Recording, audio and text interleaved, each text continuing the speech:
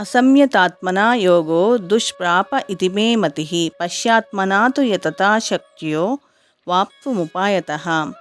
ఓ అర్జున, మనస్సుకు కళ్ళెం వేయని వాడికి ఆత్మానుభూతి కఠినమైన కార్యము. కానీ మనస్సు నిగ్రహింపబడి యుక్తమైన పద్ధతుల ద్వారా యత్నించేవానికి తప్పక జయం కలుగుతోంది. మనస్సును భౌతిక కలాపం నుండి దూరం చేయడానికి తగిన చికిత్సను చేపట్టనివాడు ఆత్మానుభవంలో ఏమాత్రం విజయం సాధించలేడని భగవానుడు ప్రకటించాడు.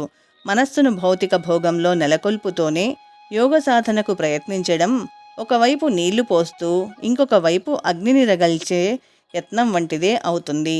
మనోనిగ్రహం లేనట్టి యోగ సాధన కాలాన్ని వృధా చేయడమే.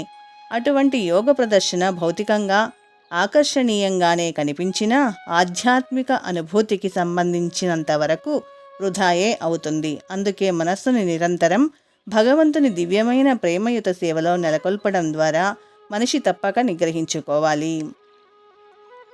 అతడు కృష్ణభక్తి భావనలో నెలకొననిదే స్థిరంగా మనస్సును స్వాధీనం చేసుకోలేడు.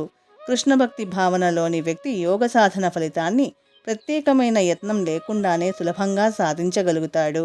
కానీ యోగ సాధకుడు కృష్ణభక్తి భావనను పొందనిదే విజయం సాధించలేడు. జై శ్రీకృష్ణ.